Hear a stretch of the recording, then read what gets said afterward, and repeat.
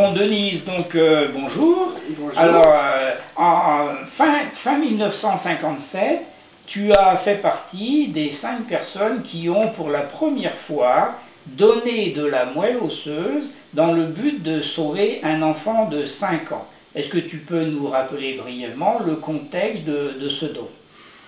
Eh bien, un soir de novembre 57, un appel de radio demandait aux personnes volontaires de se présenter à l'hôpital Saint-Louis pour un don de moelle osseuse destiné à cet enfant.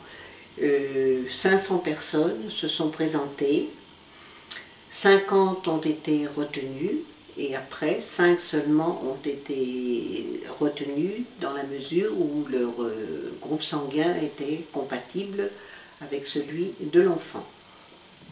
D'accord. Et comment s'est passé le prélèvement?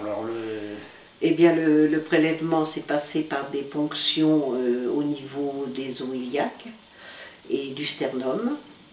Notre moelle était prélevée et injectée à l'enfant qui reposait dans la chambre voisine. Donc ça devait être douloureux ce prélèvement? Ça a été assez douloureux. Sans anesthésie? Sans anesthésie, oui. Oui, sans anesthésie, et c'était effectivement assez douloureux.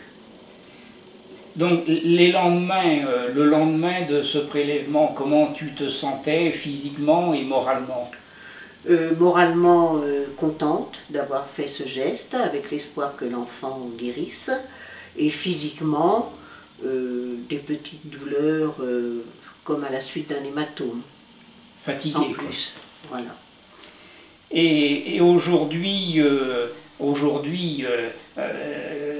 recherche toujours des volontaires au don de moelle osseuse. Oui. Est-ce que tu aurais un message à faire passer pour inciter les gens à s'inscrire sur ce fichier?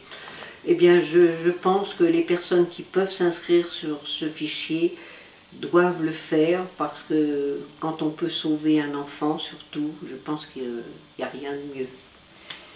Et toi, à cette époque-là, ta motivation pour répondre à cet appel? Ben, ma motivation a été très simple dans la mesure où j'avais 3 jeunes enfants et si l'un d'eux avait eu besoin de moelle osseuse, j'aurais peut-être été très heureuse de trouver quelqu'un qui fasse un don.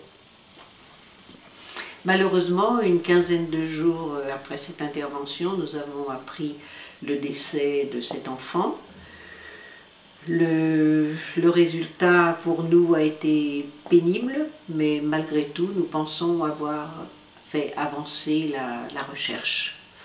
Donc, à cette époque-là, en fait, le jeune garçon, il est décédé parce que, j'imagine, la compatibilité entre les différents donneurs et lui-même n'était pas suffisante, quoi.